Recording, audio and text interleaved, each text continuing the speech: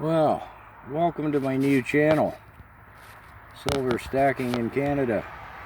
My last channel was shut down on YouTube. Too political. Pretty seriously, well, our Canadian government here is out of control with the censorship.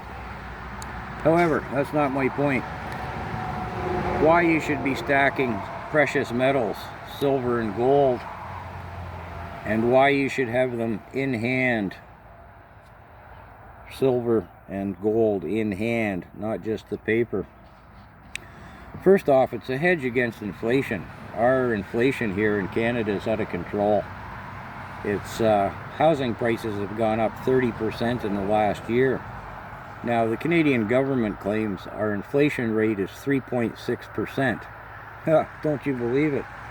Lumber went up fourfold. Housing 30%,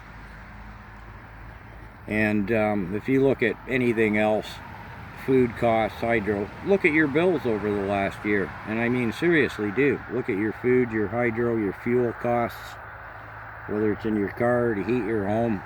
We're out of control. The Canadian government's printing money. However, there's plenty of other sites you can look into with what's happening with the failure of fiat currencies, fiat being printed money, and boy are we printing it here in Canada. They claim the deficit's 1.2 trillion. Don't you believe it? How safe is your money in a Canadian bank? Well, by Canadian law, they can remove your funds from the bank. Think it's not so? Look into it. It is indeed true. And another reason to have silver and gold in hand, physical precious metals, well, that's in case the zombies come out.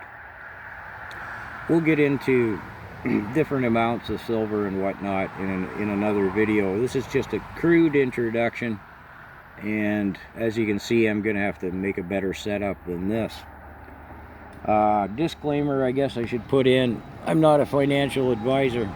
I don't know why I need to say that, but everybody else does in their videos, so I will as well. You want to get your hands on this stuff now because there's a silver shortage. It's referred to as a silver squeeze. The American Mint, the Comox, was to release a big silver issue in August, and they said, well, no, we're not going to do that. Not because there's a shortage, mind you, but because, well, the price is too high right now. Well, you can believe that if you want or not. Again, quick and crude introduction here. If you want to take an overview into precious metals, quick and easy, I suggest you go to TD Precious Metals. They have a beautiful site that will show you the prices. It's updated every 15 minutes. Not that that's necessary, but it's kind of nice. And any of their products that they sell, this one for example, they don't sell these. These are from the Sunshine Mint in Perth, Australia. Again, we'll get in other videos into where to get the metals from, pricing, etc. But the TD Precious Metal sites is just good overview, quick and easy. And realize when you look at spot prices, that's the world market value in silver or gold and or it's in US dollars. So it's easy just to put in your Google Canadian silver prices and think and talk in Canadian prices rather than have to convert every time you want to. So, a hedge against inflation, it's safe. Well, don't leave it in the safety deposit box at the bank. But in another video we'll get into securing it in other fashions, we'll say. I seriously suggest you consider protecting your wealth in precious metals, not only as a hedge against inflation and preventing the government from getting its hands on it, and again, you want to have it around in physical and smaller amounts, perhaps, than these, for if the zombies come out. But Lots of reasons to have it in hand. And darned if I didn't lose my train of thought on that one. Yeah, good work, eh, Jeff? My buddy's sitting here listening to me. My notes are crude. Yep, did lose my summary here. Hedge against inflation, safe banks, zombies, blah, blah, blah. Oh, yeah, I was going to say, this is it. This silver.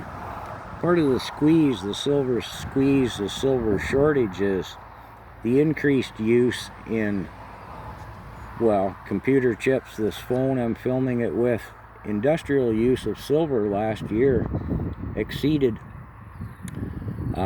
production, what was mined and smelted, by half as much again.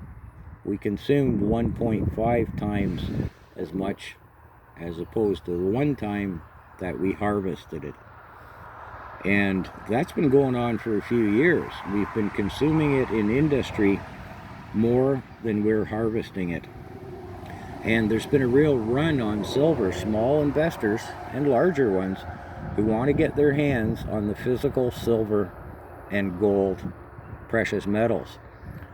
I could go into a lot more history on that. There's other sites.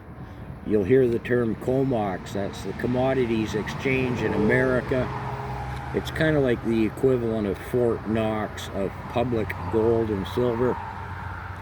There's another big one in London, England, and they almost ran out of physical silver last year to meet the demand of the public. You can buy allocated and unallocated silver are the terms. That means you have a piece of paper that says you own silver, but you don't own the physical silver. And it's been sold 6 times over. For every piece of silver that they claim they have in their vault, they've sold it on paper 6 times for speculation.